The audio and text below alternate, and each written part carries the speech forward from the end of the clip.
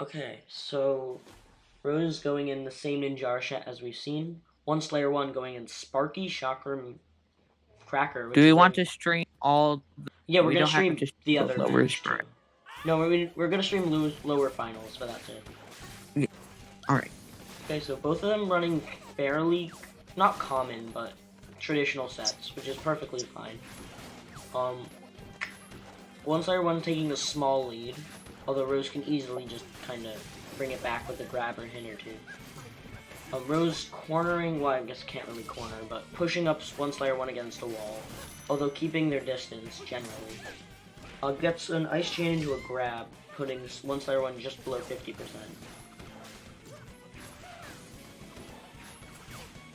Rose is doing a really good job of dodging, well, for the most part, of dodging Slayer's arms.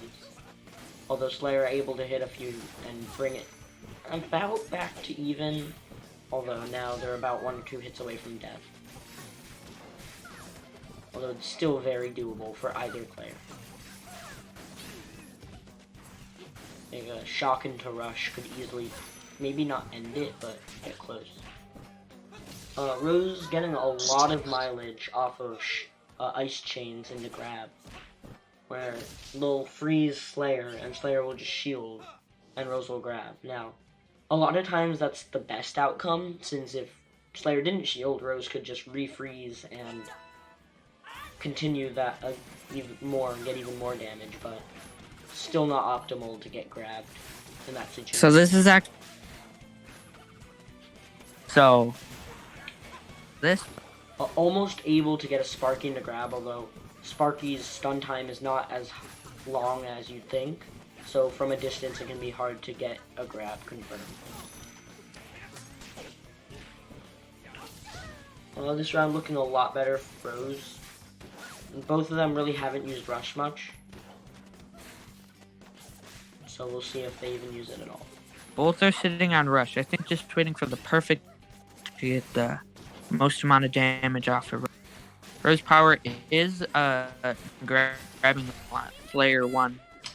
Using the Chakram's giant hitbox to get a 255 rush, putting Slayer actually in the lead for the first time, I think, just in general. Although, holding charge a bit too long and getting knocked down by Rose's arms.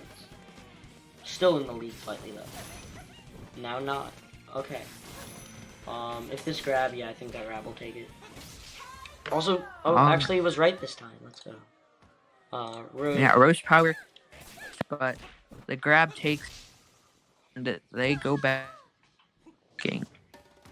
So now RosePower has to pick 2 of the 7 stages, and then 1slayer1 gets to go to any of the other 5 stages they want.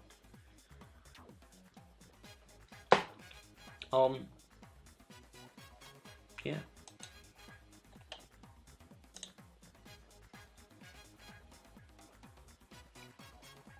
Yeah, Rushiko brings up a good point, how he loves to see beginners play. Yeah. Not only do you get to see the fun interaction, as he puts it, but I just love to see how a new player begins to how we've been playing this game, in my case, for over 2 years now. I know all this stuff. I don't exactly remember how I played, and I was first terrible 2 years ago. So it's really cool to see how these newer players play their play styles. A lot of the time, unfortunately, it's jumping a lot, and with Polaris, we try and set them in the right direction. Yet again, I indoctrinate them into playing the boring way of just dashing, punching every once in a while. So that is very exciting. So we are just waiting for them to strike again. There's not a golden target. I am very disappointed.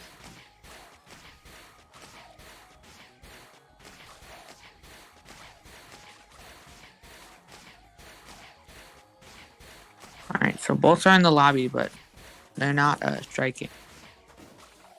guess we're just gonna have to wait and see.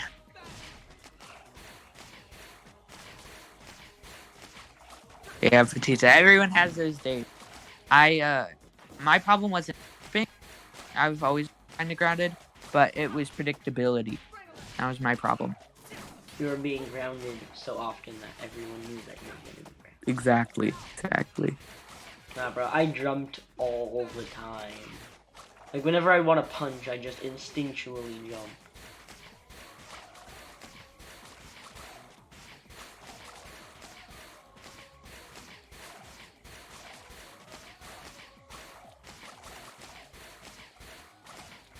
But yeah, this game's cool. I keep finding new stuff every day.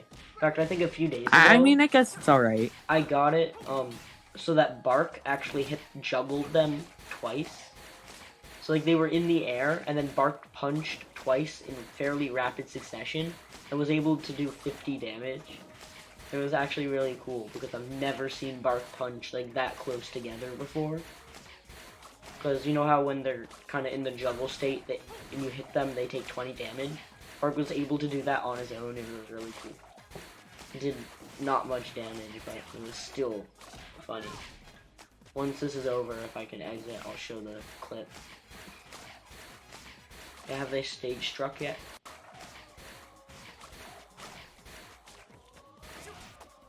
Yeah, Super N Guy in the chat is indeed Super N Guy.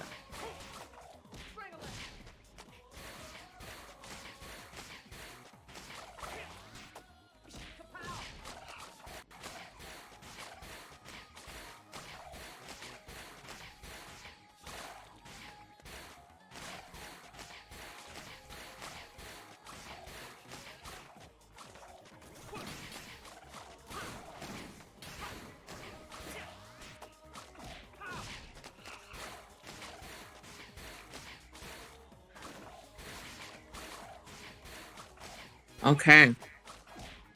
So, RosePower has banned Barn and Temple Ground. So, 1slayer1 wanting to go to Scrapyard.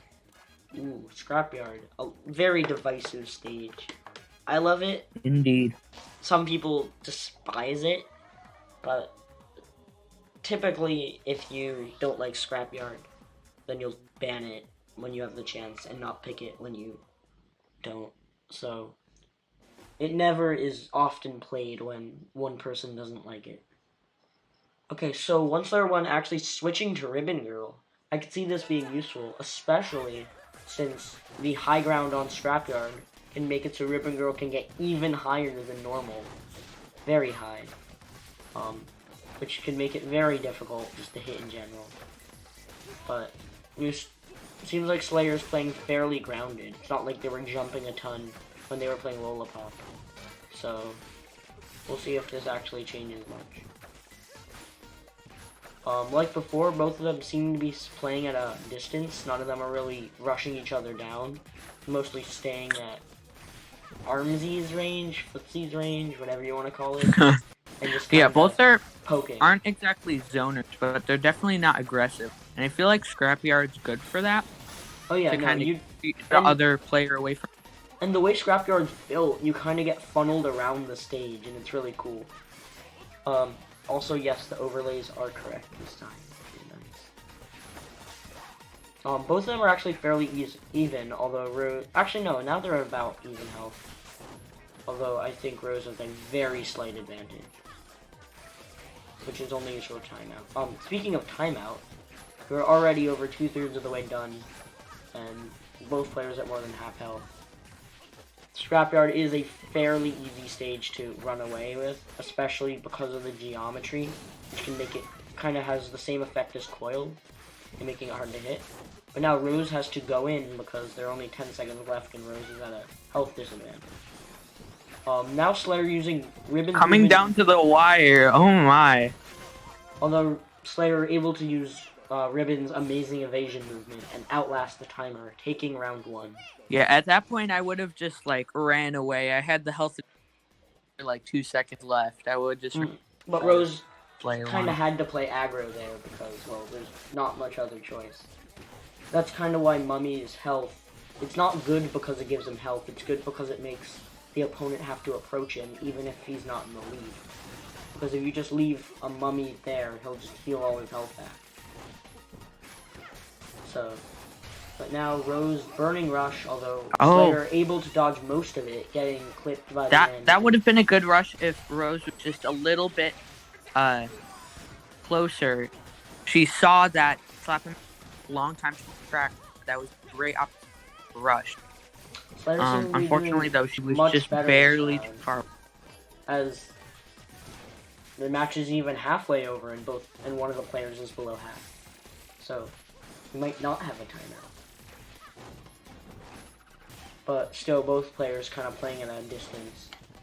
Like Sven just said, not really both are very zoning. even with each other. Yeah, they're not really zoning, but they're, like Sven just said, but they're not really aggressive. Both are coming up on rush, though. This could really change the match, especially if Rose is able to get, let's say, a freeze into rush. Or like both are respect each other's distance. Nobody wants to come in too close. If someone tries to close this, and there we go. Able to take it with a grab. 18 seconds left, and now we are tied 1-1. Think out, yeah. Show that commentator. Yeah, Hedy is right. Actually, no. Technically, the top Lola on the worldwide dashboard is Replicant. The second Lola on the worldwide dashboard is Gillyboat. No, it's Gillyboat. And the third top on the worldwide dashboard is Replicant as well. Yeah, so I mean, if you want to become the best in the world, you can use the mentor system. Hey, no, but I mean, definitely use the mentor system. We have Tama and Gilly as for Lola mentor. It's very good. I think Twin is in the Discord, but I don't think we've gotten them to be a mentor. We haven't indoctrinated them into becoming one yet.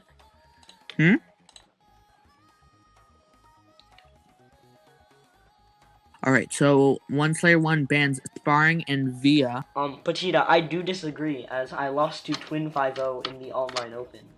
It was fairly close, though.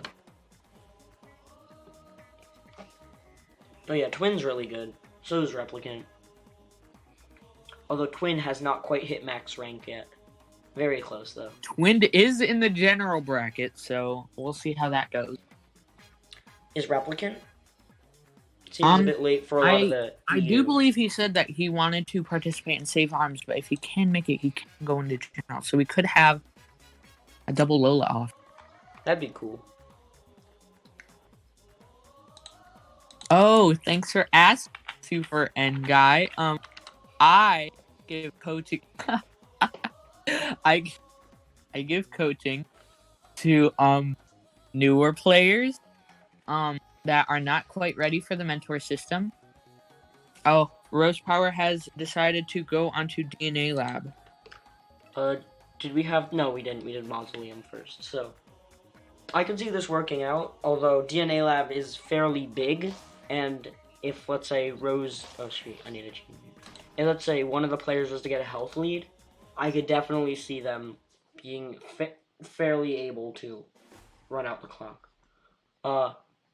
The overlay works yet again, which is very nice. Rose switching to Popper Burchuck Lola, which I could see Lola has abilities like the moving shield that Rose might want to use. As well as, Ninjara has same girth as Lola Pop, I'm pretty sure. But Slayer going with, I think the same arms or very similar arms on River Yes, World. Lola Pop, definitely can utilize these pillars using that Lola dash. I know I definitely use that as a lot. I find at least at higher level that shield dashes are more punishable than useful a lot of the time, but they definitely are more punishable. But as a mix-up, they are definitely really good. Yeah, definitely. Especially dashing to the side can really help dodge, but it also has a lot of lag. Although, like you said, it can be useful for navigating pillars since it allows you. Lola dash is definitely punishable by rush. So now that 1slayer1 has rush, RosePower is deciding to be a little bit more aggro against rush. I do not recommend using that Lola dash as much. 1slayer1 able to dodge the rush very nicely and get a follow-up grab. Very bad position for Rose, as she now does not have rush and has to deal with Slayer's rush while being in kill range. Yeah, that Lola dash into rush usually does not work because the camera. Yeah. Lola's camera is sometimes too jank for you. Yeah, it trails behind a lot, so it doesn't really work unless the person is in the air and they're totally defensive. Although, for stuff like wind confirms into rush, you might want to Lola dash forward so you get the full rush. Since you can Lola dash and immediately rush while Lola dashing and still punch, that is very useful at times. RosePower able to dodge most of the rush behind the pillar. To go around pillar. The Slap-O-Mander, yeah. Slayer using a very good use of Ribbon's abilities. Although Rose does have rush and could even it up if they get a good hit. Unfortunately, Slayer able to dodge the rush. I think completely. Wow, that was actually. And now I thought about 400 when Slayer went that Slap-O-Mander, I thought that was a greedy move, and it didn't work out. But using Ribbon's mobility, he was able to still navigate out of that rush situation. And now Rose down about 750 health. Seems very unlikely that they'll make it back, especially since Slayer has rush. Yeah, 1slayer1 has has a huge health now lead. If they had RosePower's close to rush, but 1slayer1 has rush, so let's see how this comes out. Yeah, Rose isn't really, I guess, going in much. Okay, now they are, but they weren't. Yeah, I feel using... that's it. Yeah, I feel like when your opponent has rush, the walking with Lola's shield is definitely a good strategy because of